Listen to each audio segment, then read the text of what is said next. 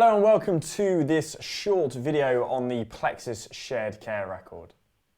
So what is the Plexus care record? So Plexus' aim is to work towards a truly integrated health and social care system, and for that to work we need our online systems to be able to actually talk to each other effectively. What that then does is it enables clinicians to access the right information to help them do their job. Now, Plexus Care Record connects health and care records for practitioners in Sussex, and it connects digital health and social care records across GPs, hospital and community healthcare services, as well as local authorities. And that allows practitioners to securely access and update relevant patient information as part of the shared health and care record anywhere, anytime. So looking at the legal and ethical aspects of sharing health and care information. Now, specific legal frameworks have been put in place to protect our residents' privacy and ensure proper use of their information. And it is so important we keep to those legislations, as the implications if we do not can result in gross misconduct. Ethically, residents have the right to make decisions about how their health information is used, and that includes the right to give and withhold consent for data sharing. We also need to maintain confidentiality as a core ethical obligation in health and social care. And finally, we need to be transparent about how resident data is being used by explaining to the residents how their information will be shared and for what purposes. Now, with this being said, it is crucial you are only accessing residents' records for work-related reasons and by the authorised individuals. As I said, legislation is in place, and breaching this can result in gross misconduct for inappropriate access, and there is a detailed audit trail in place to protect residents from having their data inappropriately accessed and without authorisation. So looking at what we've already discussed today, information governance ensures the data is protected for our residents and that it isn't leaked or spread into the wrong hands. Now, residents must give consent and understand how their data is being used. Not safeguarding data can leave our residents exposed and at risk, and sensitive information could then get into the wrong hands as a result and lead to a complete breakdown in trust and potential legal action. So participating in an information governance audit involves reviewing your care home's data handling practices to ensure compliance with relevant regulations and standards.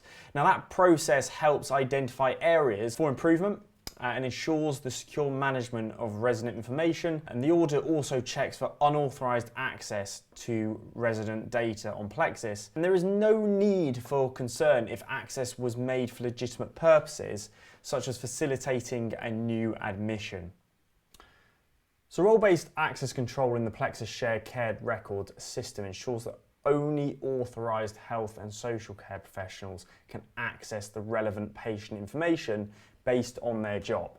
Now, different roles will have different levels of access. For example, a GP will see the full resident record, while a care home manager will have a more limited view. And there should be more than one user, but the number of users should be kept low. And users will only see the information relevant to their role. And over time, the amount of information available will gradually increase as the system develops. Now, every time a record is accessed, again, it is logged, creating an audit trail. And that helps ensure accountability, improving both transparency and privacy. So following on from that, what security measures are in place to prevent unauthorised access? So as we've said, you are only authorised to access the Plexus shared care record if you have a legitimate relationship with the resident and are required to view their records for direct care purposes. Now, your access to the Plexus shared care record will be logged, again, as we've mentioned before, and it can be audited by the relevant partners of Sussex Health and Care, Integrated Care System, and legal action under the Computer Misuse Act 1990 or Data Protection Act may be taken for any unauthorised use of or unauthorised access to this system or any information within. Now, all end users will be provided with the dedicated information governance training on the implications of accessing patient health information, direct care need to access and the impact of inappropriate access on employee and employer. So patient consent and opt-out. So there is actually no requirement to ask for a resident's explicit consent to access the information available to you in Plexus.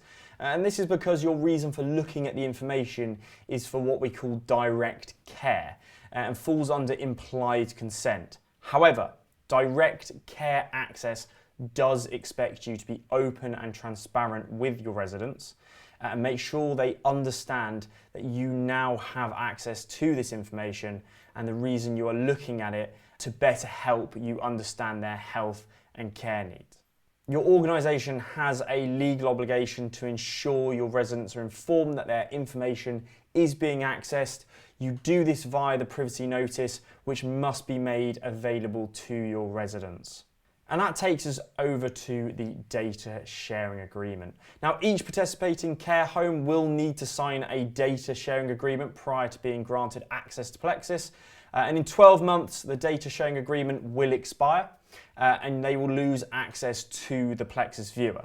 Now, unless your data sharing agreement has been reviewed, this will be the case.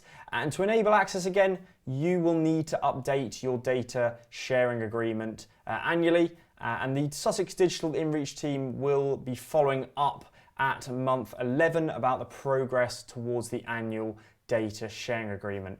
And once completed, you will be able to access Plexus Viewer again for 1 year. Confidential patient information refers to any data or information about a patient that is shared within a healthcare setting, and it is expected to be kept private.